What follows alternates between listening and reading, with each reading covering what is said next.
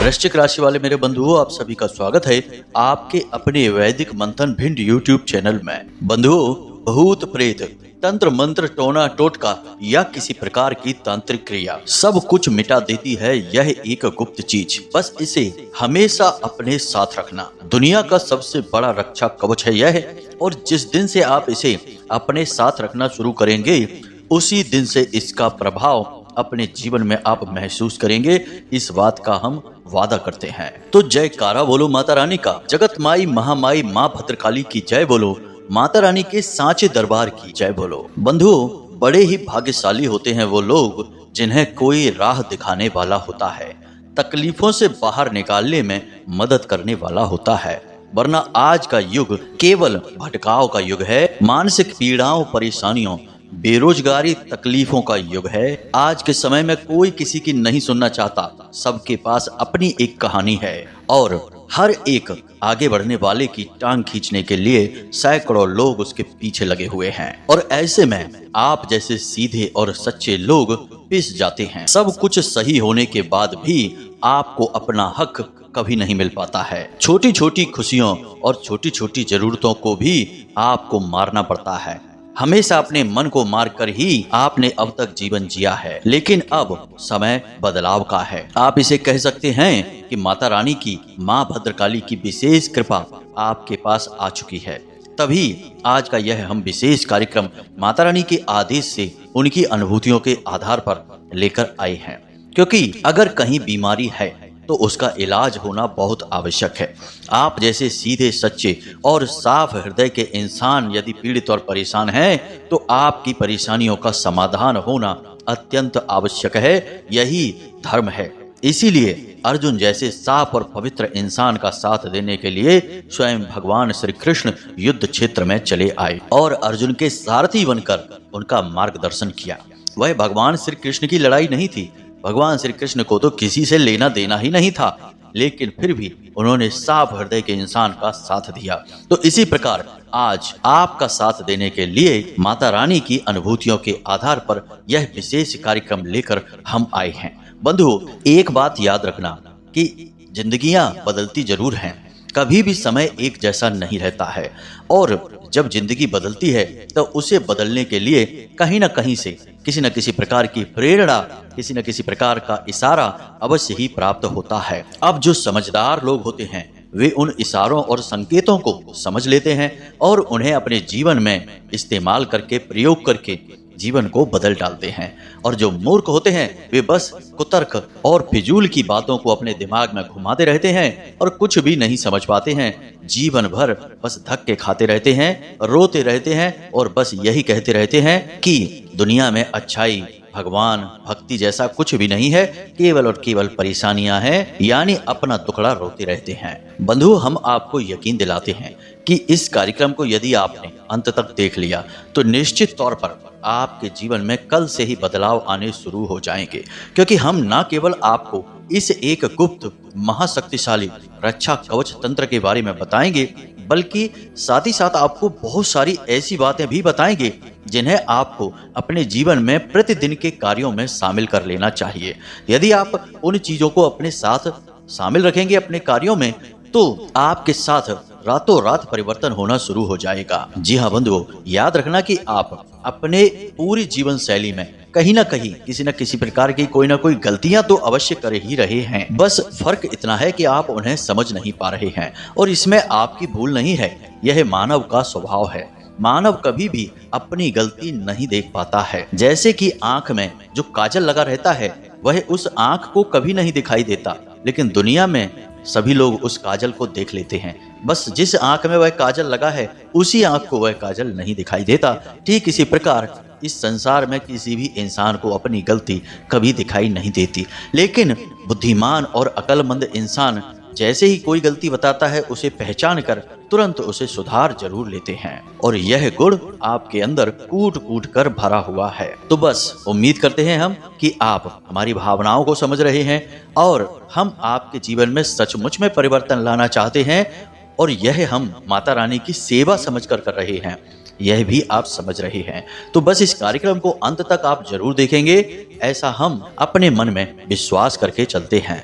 तो चलिए बंधुओं, आज के इस विशिष्ट और बेहद ही चमत्कारी ज्ञानवर्धक कार्यक्रम की शुरुआत करें। लेकिन इससे पहले माता रानी को याद तो करना ही होगा, क्योंकि बिना महामाई जगत माई के याद किए हुए कोई भी शुभ कार्य पूर्ण हो ही नहीं सकता है। तो चलिए बंधुओं, पूरे भक्ति भाव के साथ मन में माता रानी को याद करते हुए कमेंट बॉक्स में लिख डालिए, एक बार नहीं 3 बार लिखना, जय माँ भद्रकाली कृपा करो।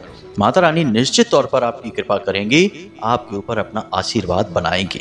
साथ ही साथ बंधुओं, आपको माता रानी के इस दिव्य परिवार का हिस्सा बनना होगा, इस परिवार को बड़ा करना होगा, ताकि अधिक से अधिक लोगों तक हमारी पहुंच हो जाए और यह ज्ञान अधिक से अधिक लोगों के जीवन को भी बदल पाए।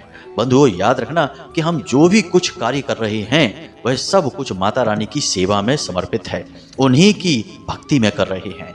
तो आपको इसका सहयोगी बनना होगा। तो यदि आप इस चैनल कार्यक्रम पर पहली बार आए हैं तो आप इसे सब्सक्राइब अवश्य कर लें। बगल में जो सब्सक्राइब का बटन है उसे दबा दें। ऐसा करते ही आप हमारे और माता रानी के इस दिव्य परिवार के सदस्य बन जाएंगे। और यकीन मानिए, हम वादा करते हैं आपसे कि आज आप इस चैनल को सब्सक्राइब करिए और कल से ही अपने जीवन में परिवर्तनों को महसूस करिए। तो चलिए जल्दी से चैनल को सब्सक्राइब करिए, फिर आगे बढ़ते हैं। तो बंधुओं, अब ध्यान से सुनिए, जो हम आपको बताने जा रहे हैं वह पूर्ण रूप से वैदिक और शास्त्रीय पद्धतियों पर आधारित है और हमारे साधना के अपने निजी अनुभवों पर भी आधारित है। तो सबसे पहले बात करते हैं इस प्रकृति के सबसे मूल तत्व की, यानी कि यह संपूर्ण चराचर ब्रह्मांड जिन मूल तत्व से मिलकर बना है उनका नाम है शिव। और शिव के अंदर शक्ति समाहित है जिससे शिव संचालित होते हैं।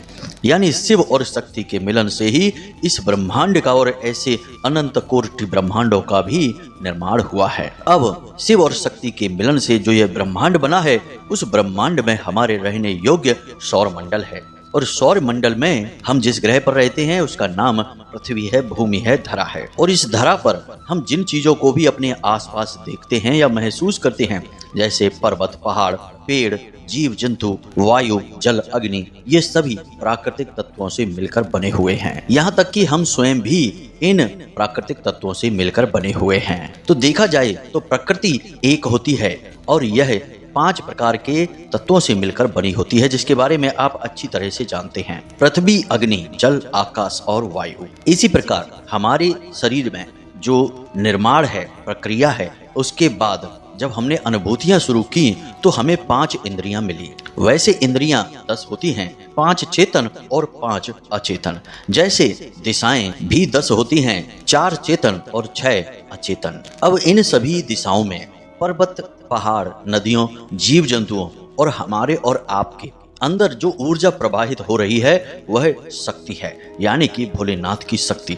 तो आप ऐसे समझ सकते हैं इसे कि हम जो भी कुछ यहाँ देख रहे हैं वह शिव है, और जो हमें दिखाई नहीं दे रहा है फिर भी चल रहा है वही शक्ति है। यानी कि नदियाँ जो चल रही हैं लगातार गतिमान हैं, पर्वत हैं जो लगातार बनते और बिगड़ते रहते हैं, हवाएं जो चल रही हैं, हम और आप जो चल रहे हैं, इस संसार को भोग रहे हैं, वह सब कुछ शिव है। और जिस शक्ति से हम इसे चला रहे हैं, यानी जो हमारे अंदर प्रवाहित हो रही है, वह शक्ति है, यानी कि भोलेनाथ की शक्ति। इसीलिए वेदों में कहा गया है तत्त्वम असि, यानी कि जिन चीजों से शिव और शक्ति बने हैं उन्हीं से हम भी बने हैं। तत्त्वम असि, जो तुम हो वही हम हैं। अब ये सारी बातें हम आपको क्यों बता रहे हैं? इन सारी बातों को बताने के पीछे हमारा मकसद यही है कि हम जो रक्षा कवच आपको बताने जा रहे हैं वह इन्हीं शिव और शक्ति की मूल प्रकृति से निकाले जाएंगे और प्रकृति के ही 5 तत्व इसमें समाहित होंगे। यानी यह एक ऐसा रक्षा कवच होने जा रहा है जो दुनिया का सबसे शक्तिशाली रक्षा कवच होगा। यानी दुनिया की कोई भी नकारात्मक शक्ति इस सुरक्षा कवच को तोड़ नहीं सकती है। अब ऊर्जाओं के बारे में बात करते हैं। हमने कई बार आपको अपने पिछले कार्यक्रमों में भी कहा है कि सकारात्मक ऊर्जाएं, नकारात्मक ऊर्जाएं। अब यहाँ पर देखा जाए तो शक्ति तो शक्ति है, यानी ऊर्जा मतलब शक्ति।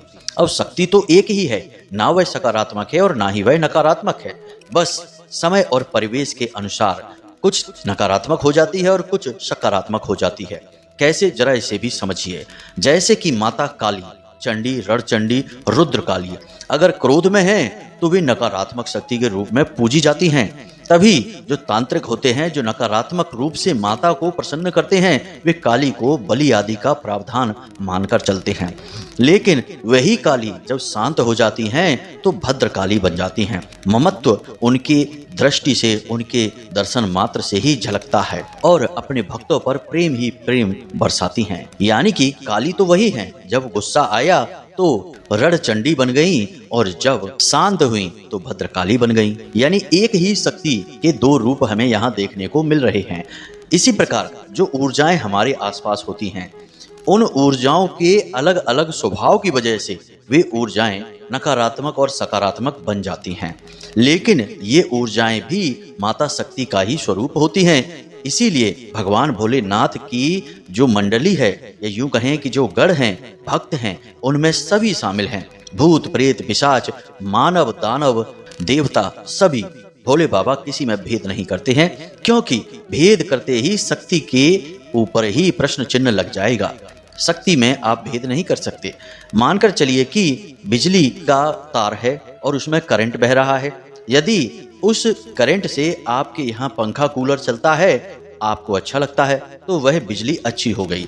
लेकिन उसी बिजली से आपको यदि झटका लग जाता है और आपको ज्यादा नुकसान हो जाता है, हाथ वगैरह जल जाता है, तो वही बिजली आपके लिए नकारात्मक ऊर्जा बन गई। यानी एक जगह पर वह बिजली सकारात्मक ऊर्जा थी और कुछ ही टाइम में वह बिजली नकारात्मक ऊर्जा बन गई। बिजली तो वही है, वह तो बदली नहीं। तो ये सारी बातें भी हम आपको इसीलिए समझा रहे हैं ताकि आप अपने मन को और साफ कर सकें और अपने मन में इन चीजों को अच्छी तरह से गहराई से बैठा सकें। याद रखना कि जब हम किसी भूत की बात करते हैं या प्रेत की बात करते हैं, तो वह भूत और प्रेत आपको परेशान करने के लिए नहीं आ रहा है। वह तो खुद ही पीड़ित है, खुद ही परेशान है, उसे तो खुद ही कष्ट हो रहा है और वह अपने कष्टों को मिटाने के लिए बस आपकी सहायता ले रहा है। लेकिन उसकी सहायता लेने के चक्कर में आप परेशान हो जाते हैं। और जो भूत प्रेत बनकर भटक रहे हैं, वो भी कभी जीवित इंसान हुआ करते थे। उनके भी परिवार, उनके भी बच्चे हुआ करते थे, उन्होंने भी अच्छा जीवन जिया होगा। लेकिन आज वो भटक रहे हैं तो उन्हें नकारात्मक ऊर्जा, नकारात्मक शक्ति कहा जा रहा है। जब वे जीवित थे और भले चंगे संसार में अपने कार्य कर रहे थे तो सकारात्मक ऊर्जा कही जाती थी। ऊर्जा का एक ही स्वरूप है, बस परिस्थितियों के अनुसार वह नकारात्मक और सकारात्मक में बदलता रहता है। बंधु, यह बात बहुत गहरी है। हमने आपको बहुत कम शब्दों में समझाने की कोशिश की है। उम्मीद करते हैं कि आप इन बातों को समझ रहे होंगे। अब हम आगे बढ़ते हैं और आपको बताते हैं उस एक सुरक्षा कवच के बारे में। फिर कुछ जरूरी सावधानियों के बारे में भी चर्चा करेंगे, क्योंकि याद रखना बंधु, जो चीजें जितनी अधिक शक्तिशाली होती हैं, उनके साथ उतनी ही अधिक सावधानियां भी रखनी पड़ती हैं। क्योंकि सीधी सी बात है, अग्नि कितनी शक्तिशाली होती है, सब चीजें जला देती है। अगर आपको उसका प्रयोग करना आता है तो आप उसी अग्नि से भगवान के लिए दीपक जलाएंगे, उसी अग्नि से अपने लिए भोजन बनाएंगे। और यदि आप भूल चूक करेंगे, गलती करेंगे, तो वही अग्नि आपके हाथ को भी जला सकती है, घर को भी जला सकती है। तो बस कोई शक्तिशाली प्रयोग जब हम अपने जीवन में लाते हैं तो वह अग्नि को अपने जीवन में लाने के समान होता है। यानी शक्ति का शुद्ध स्वरूप आपके जीवन में आ जाता है। अब जब शक्ति का स्वरूप आपके जीवन में आएगा तो आपको शक्ति के नियमों का पालन भी करना होगा। इसीलिए हम आपसे कह रहे हैं कि आप सारी बातों को विस्तार से समझना। अब इन बातों से आपको डरने की कोई जरूरत नहीं है। कोई आपको प्रताड़ित नहीं करेगा, ना ही कोई परेशान करेगा। बस होगा यह कि यह प्रयोग निष्फल हो जाएगा, इसके लाभ आपको प्राप्त नहीं होंगे। अब यह कोई नकारात्मक प्रयोग नहीं है, यह पूर्ण रूप से सकारात्मक प्रयोग है और बाबा भोलेनाथ और मां शक्ति पर ही आधारित है। तो यह आपको हानि कुछ नहीं पहुंचाएगा। बस यदि आप इसमें गलती करेंगे, नियमावली को ठीक से नहीं मानेंगे, तो यह प्रयोग निष्फल हो जाएगा। फिर हमारी और आपकी मेहनत भी असफल हो जाएगी। कोई लाभ ही नहीं होगा आपके इस कार्यक्रम को देखने का। इसीलिए इस कार्यक्रम को अंत तक देखें और सारी नियमावली को अच्छी तरह से समझ लें। तो अब ध्यान से सुनिए कि यह कौन सी चीज है और इसको कैसे प्रयोग करना है। अब इस प्रयोग को करने के लिए आपको शनिवार का दिन चुनना होगा। किसी भी शनिवार के दिन आप इस प्रयोग को कर सकते हैं। तो अब ध्यान से सुनिए, इसके लिए आपको क्या क्या सामग्री चाहिए। सबसे पहली सामग्री आपको चाहिए एक लाल रंग का धागा। दूसरी सामग्री आपको चाहिए एक सफेद रंग का कोई भी ताबीज। जी हाँ बंधुओं, ताबीज गोल होना चाहिए। खोखला ताबीज बाजार में आसानी से मिल जाता है, आप उस ताबीज को लेकर आएंगे। और तीसरे नंबर पर आपको चाहिए एक 5 मुखी रुद्राक्ष। इसी के साथ साथ एक भोजपत्र, छोटा सा टुकड़ा, और अगर आपको मिल जाए आसानी से तो अष्टगंध की स्याही और अनार की कलम। यदि नहीं मिलती है तो कोई बात नहीं है, आप साधारण लाल रंग की कलम ले सकते हैं। यदि आपको भोजपत्र का कागज नहीं मिलता है तो आप पीले रंग का कोई भी कागज ले सकते हैं। अब शनिवार के दिन आपको यह संपूर्ण सामग्री लेकर आनी है अपने घर में और इसे अपने पूजा घर में एक प्लेट में लगाकर रख दें। थोड़ा सा गंगा जल छिड़क कर इसे शुद्ध कर लें। अब इसके बाद आपको पीले रंग का प्रसाद, पीले रंग के पुष्प और पीले रंग का ही आसन चाहिए। माता बगलामुखी की यदि फोटो आपके घर में पहले से ही है तो आप उसे प्रयोग कर सकते हैं। यदि नहीं है तो आप इसे बाजार से खरीद कर ला सकते हैं। यह आपके घर में होना बेहद आवश्यक है। याद रखना कि वेदों में माँ बगलामुखी की महिमा अनंत है, अपार है। अब माता बगलामुखी की महिमा का आप यहीं से अंदाजा लगा सकते हैं कि जब महाभारत का युद्ध प्रारंभ होने वाला था तो भगवान श्री कृष्ण ने माता बगलामुखी का आवाहन किया था और अर्जुन समेत 5 पांडवों ने माता बगलामुखी की विशेष आराधना की थी ताकि उन्हें युद्ध में विजय प्राप्त हो जाए। बाद में पांडवों की कुल देवी माता बगलामुखी बनी। अब माता बगलामुखी, जिन्हें हम पीताम्बरा माता भी कहते हैं, ये माता शक्ति का ही स्वरूप है।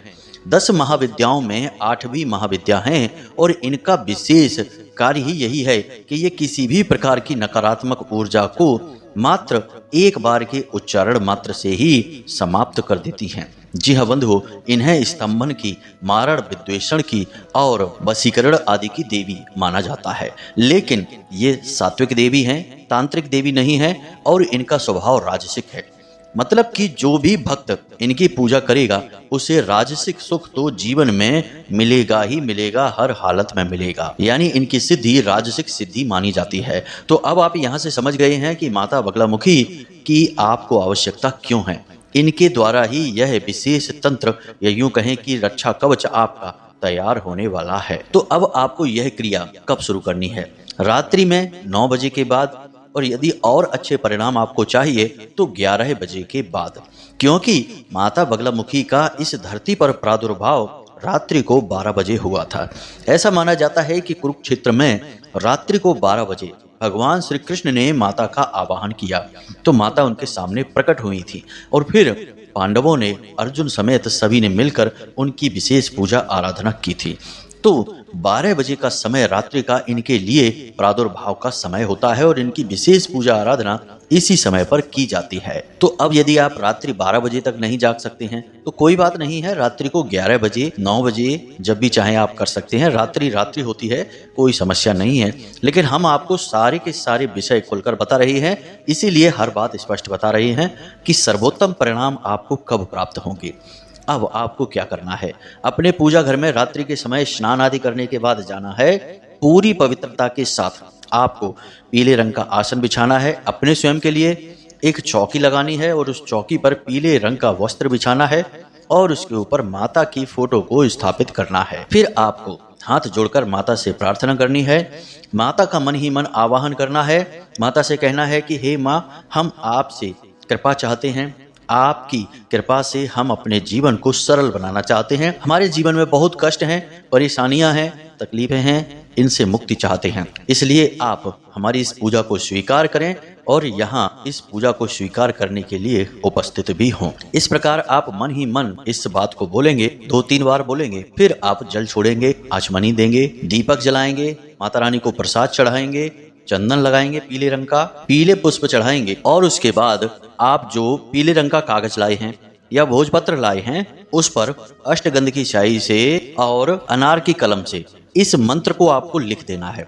मंत्र क्या है, जरा इसे ध्यान से सुने और यह आपके मोबाइल की स्क्रीन पर भी दिखाई दे रहा होगा। ओम ह्लीम बगलामुखी सर्वदुष्टानाम वाचम मुखम पदम स्तंभई जीवाम कीलय बुद्धिम विनाशाय ह्लीम ओम स्वाहा। मंत्र एक बार फिर से ध्यान से सुनिए। ओम ह्लीम बगलामुखी सर्वदुष्टानाम वाचम मुखम पदम स्तंभय जीवाम कीलय बुद्धिम विनाशाय ह्लीम ओम स्वाहा। इस मंत्र को आपको बारीक बारीक अक्षरों में केवल एक बार उस भोजपत्र पर बहुत छोटे से कागज में लिखना है, क्योंकि यह कागज आपको उस ताबीज के अंदर रखना है।